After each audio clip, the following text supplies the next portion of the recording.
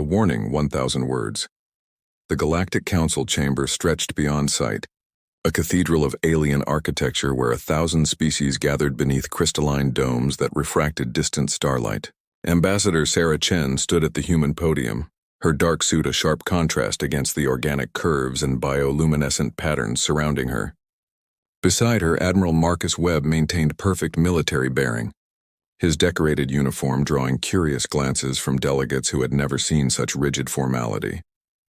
This was humanity's first formal address.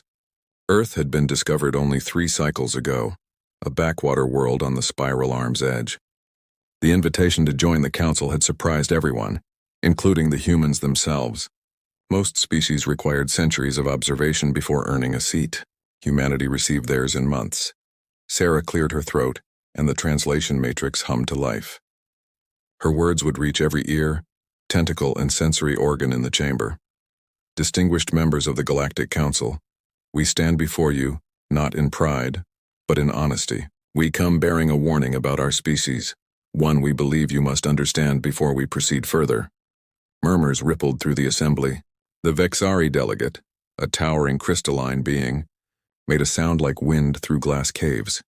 Amusement. The Takesh representative, all fluid grace and iridescent scales coiled tighter around her perch. Even the ancient architect's oldest species in the council showed what might have been interest in their slow, deliberate movements. Humans are adaptable, Sarah continued, her voice steady despite the weight of 1,000 alien gazes.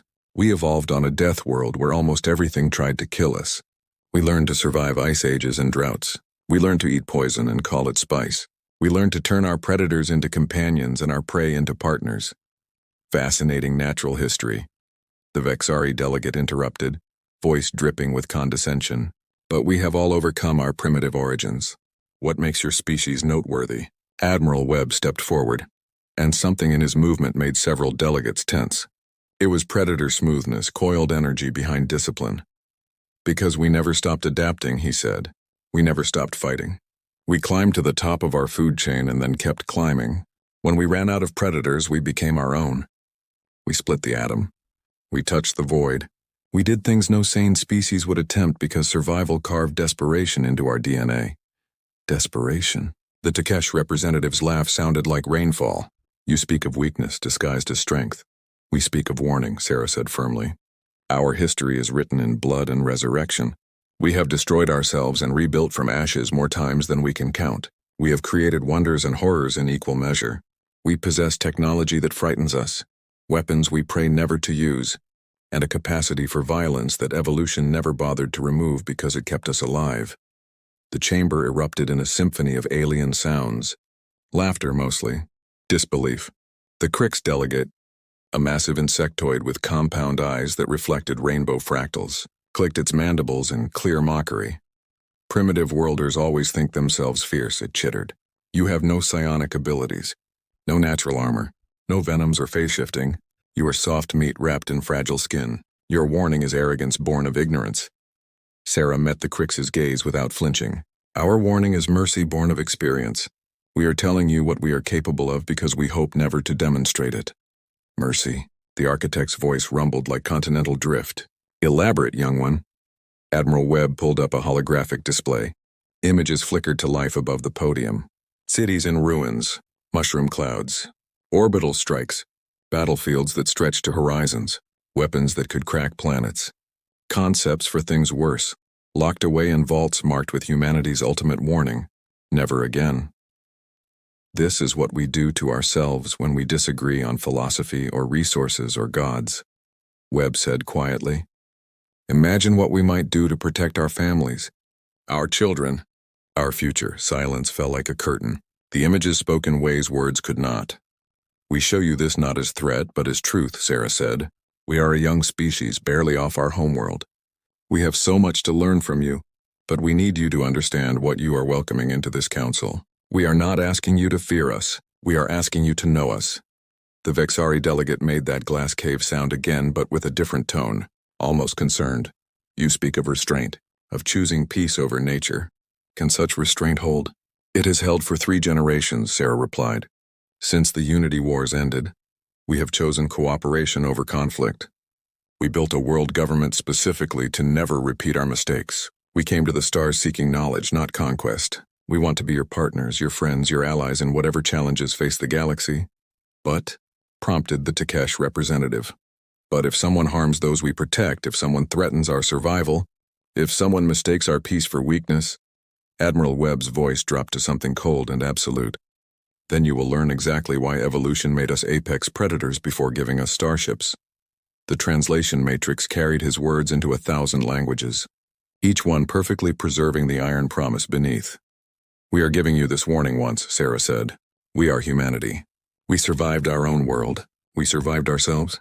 We can survive anything. Remember that when you decide how to treat us and ours. Remember that we warned you.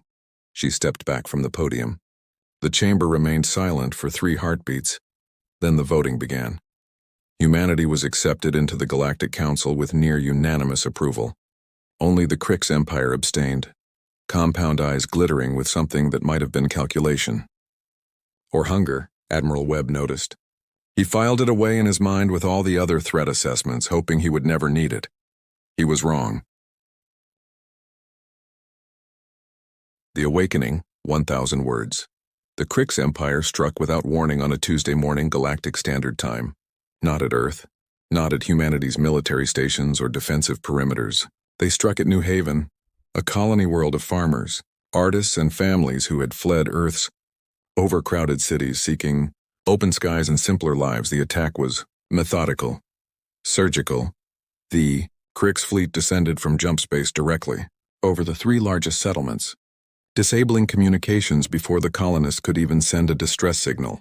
Plasma weapons carved through atmospheric processors and hydroponic domes with terrible efficiency. They took what they wanted, rare minerals, biological samples, humans for study, and left scorched Earth behind. When the supply ship arrived 3 days later, it found only ruins and silence. 17,000 humans dead or missing, children's toys melting in cooling plasma craters, a school where desks still held homework that would never be completed. The images reached Earth within hours. Then they reached the Galactic Council. Ambassador Sarah Chen stood in the emergency session chamber, her face carved from stone, showing the council footage that made several delegates physically recoil. Admiral Marcus Webb stood beside her, and something had changed in him. The diplomat's restraint was gone, replaced by something ancient and cold. We brought this evidence to demand justice, Sarah said, her voice completely flat, emotionless. The tone frightened those who understood it meant emotions too large to show. New Haven was a civilian colony. No military presence. No strategic value. It was farmers and families, protected under Galactic Law Article 7, which prohibits attacks on designated peaceful settlements. The Vexari delegates' crystals rang with distress. This is unprecedented. A clear violation. The Krix must answer for. The Krix Empire claims salvage rights, interrupted the Takesh representative, her usual grace replaced by nervous tension. They say the colony was abandoned due to equipment failure, that they arrived to find it already destroyed by natural causes. Natural causes. Admiral Webb's laugh held no humor whatsoever. Plasma burns are natural now. Precision strikes on life support are natural. The abduction of 4,000 humans is natural. Evidence can be interpreted differently by various species. The architect rumbled slowly. Without direct witnesses. There are witnesses, Sarah said coldly. 300 survivors. We have their testimonies, their recordings, their children's nightmares recorded in medical scans. How many interpretations do you need? The Krix delegate clicked mandibles in what might have been their version of a shrug. Primitives often misremember trauma. Your species is barely spacefaring. Perhaps you misunderstand what you saw. Perhaps there was a terrible accident and you need someone to blame for your own inadequate safety protocols. The chamber erupted in debate. Species took sides. The Vexari and several others demanded immediate investigation. The Takesh, nervous about the Krix Empire's military power, urged caution. The architects suggested a lengthy fact-finding mission. A vote was called, it failed. Not enough support for intervention. Not enough proof, they said. Not enough precedent. The galaxy had rules, processes, diplomatic channels that required time and patience. How much time? Sarah asked, her voice deadly quiet. How many more colonies must burn while you gather evidence? How many more children must die while you debate? Ambassador, the Vexari delegate said gently. We understand your anger, but the Council has procedures. We cannot act rashly. We must consider all perspectives, all evidence, all. You cannot or you will not. Admiral Webb interrupted. His hand moved to his uniform pocket, pulling out something small. A data chip. He held it up for all to see. This contains every tactical analysis, every weapon system, every contingency plan Earth has prepared since joining this Council. We shared it in good faith, believing the Council would protect member species, believing that our warning about what we are would never need demonstration. He crushed the chip in his fist. Fragments scattered across the marble floor. We are leaving this Council. Humanity hereby withdraws from all treaties, all agreements, all protections under galactic law. We will handle the Krix Empire ourselves. Chaos. Shouts in a dozen alien languages. The Vexari delegate's crystals shrieked discordantly. The Takesh representative lunged forward, scales flashing alarm colors. You cannot! No single species can challenge the Krix Empire. They have 50 worlds, 1,000 warships. You have barely mastered antimatter drives. Then we will learn faster.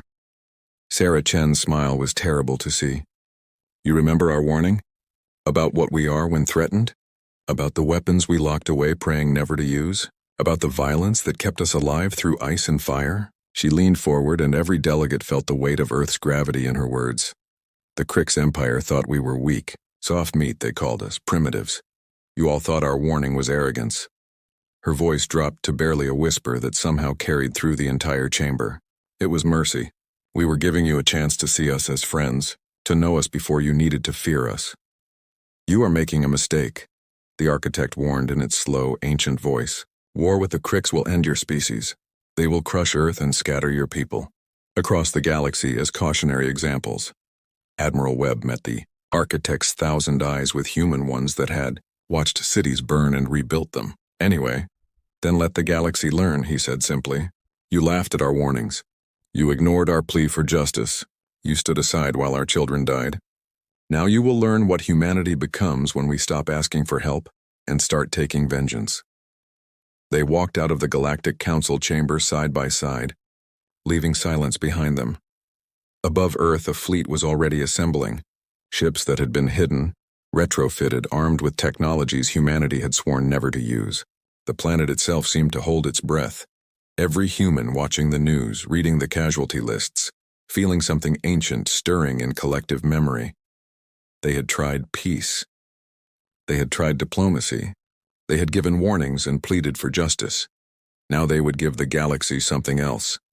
The Krix Empire had awakened something they could never stop. The galaxy was about to learn what humanity meant when they said they were survivors. And survival, humanity had learned long ago, sometimes meant being the scariest thing in the dark.